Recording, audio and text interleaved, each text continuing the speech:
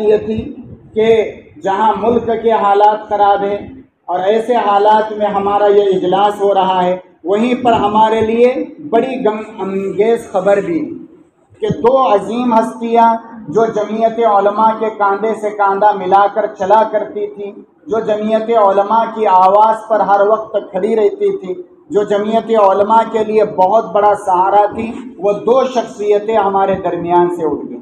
ایک اورنگ آباد شہر سے تعلق رکھنے والے جناب امان اللہ خان صاحب، ان کا انتقال ہو گیا، اللہ تعالیٰ ان کی بال بال مغفرت فرمائے، کروٹ کروٹ مغفرت فرمائے۔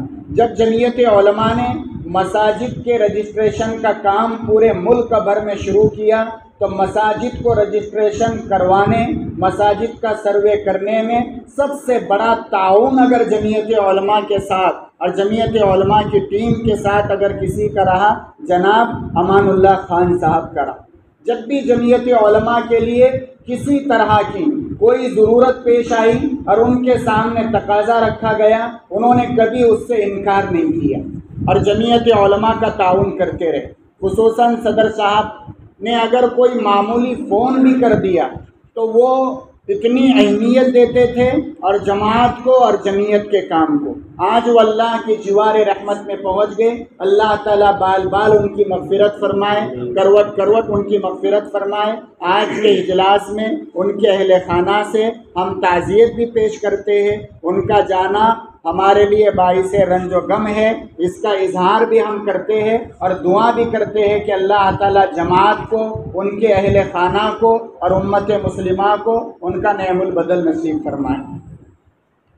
دوسری شخصیت جو ہمارے درمیان سے چلی گئی وہ جمعیت علماء مراٹھواڑہ کے صدر عالی قدر حضرت مولانا حبیب الرحمن صاحب قاسمی رحمۃ اللہ علیہ۔ حضرت مولانا حبیب الرحمن صاحب قاسمی رحمۃ اللہ علیہ کوئی معمولی آدمی نہیں تھے۔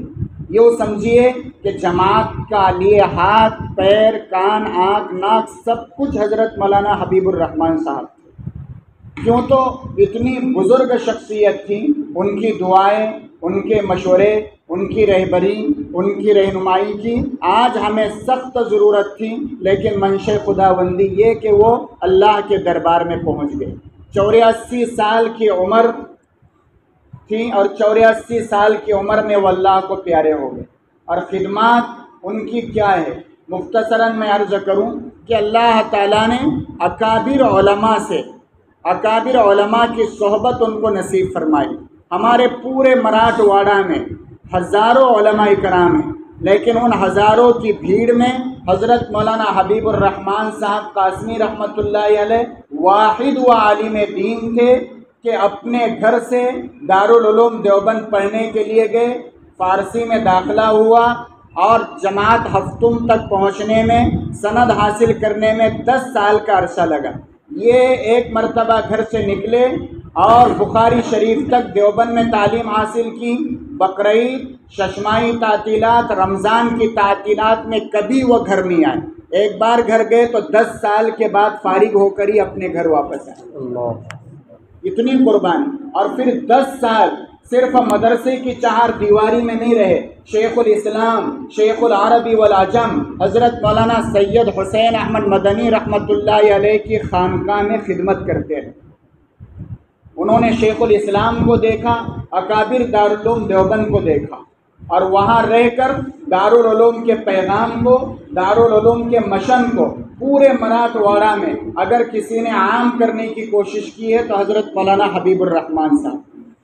صدر صاحب کو جب 2009 میں اور 8 میں پورے مہاراشٹر کا صدر منتخب کیا گیا تو اس وقت صدر صاحب نے خود ادگیر کے تعزیتی اجلاس میں کہا، مولانا حبیب الرحمن صاحب نے اس جوش اور جذبے کے ساتھ پورے مہاراشٹر میں کام کیا۔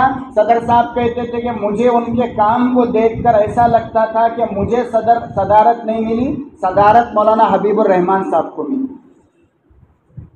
اور پھر آخری سانس تک، آخری دم تک کام کیا۔ جمعرات کی رات 3 بجے ان کا انتقال ہوا، اور ناندیڑ ضلع کے 2 قصبات میں سیلاب سے پورا علاقہ متاثر ہوا۔ جمعہ کی نماز میں ریلیف جمع کرنا تھی، تو انہوں نے رات میں بیٹھ کر جمعہ کا اعلان خود لکھا، اور بخار کی وجہ سے، کمزوری کی وجہ سے لکھنے میں اتنی دشواری ہو رہی تھی، جو مضمون لکھنا ان کے لیے 2-3 منٹ کا کام تھا، تو وہ مضمون کے لکھنے میں 1.5 گھنٹہ ان کو لگا، لیکن دوسروں سے کام نہیں لیا۔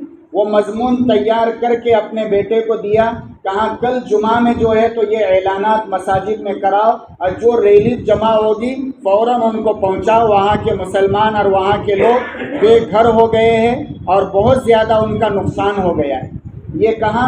اور پھر رات 3 بجے اچانک طبیعت خراب ہو گئی، اللہ کو پیارے ہوئے، رات میں جو اعلان لکھا وہی اعلان جمعہ کی نماز میں پڑھ کے سنایا گیا۔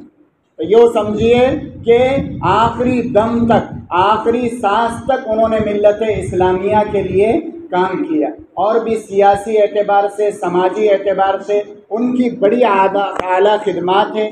اتنی عمر میں بھی انہوں نے دور دراز کا سفر کیا۔ وہ ہمارے اسلاف، ہمارے اکابر بزرگان دین کی یادگار تھے۔ قوم و ملت کا خدمت کا جذبہ ان کے اندر کوٹ کوٹ کر بھرا ہوا تھا۔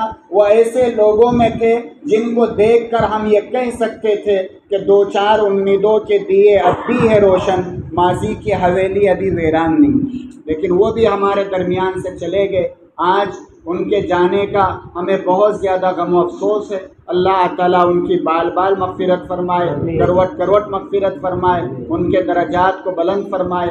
آج کے اس اجلاس میں ہم اظہار تعزیت بھی کرتے ہیں، اور ان کے جانے پر غم و افسوس کا اظہار بھی کرتے ہیں، اور اللہ سے دعا بھی کرتے ہیں کہ اللہ تعالیٰ ان کا نعم البدل نصیب فرمائے۔ اس کے علاوہ ادگیر میں جو اجلاس ہوا اس میں یہ بات طے پائی کم از کم 500 صفحات پر مشتمل حضرت مولانا کی سوانح حیات شائع کی جائیں گی۔ اس لیے حضرت مولانا عبدالقدیر مدنی صاحب ہے، حضرت مولانا معیز الدین صاحب فاروقی ہے، اور بھی جو اہل علم حضرات ہے جو حضرت مولانا کو جانتے ہیں، پہچانتے ہیں، ان کو قریب سے دیکھا ہے، ان کے بیانات کو سنا ہے، وہ بھی اپنے مضامین ان کی شخصیت پر ہمارے پاس مولانا بان صاحب کے پاس بھیج سکتے ہیں۔ انشاءاللہ ان مضامین کو پڑھ کر اور ان مضامین کو بھی حضرت مولانا کی سوانح حیات میں شامل کرنے کی کوشش کی جائے گی۔ اللہ تعالی ہم سب کو عمل کی توفیق نصیب فرمائے۔ وما توفیقی الا باللہ۔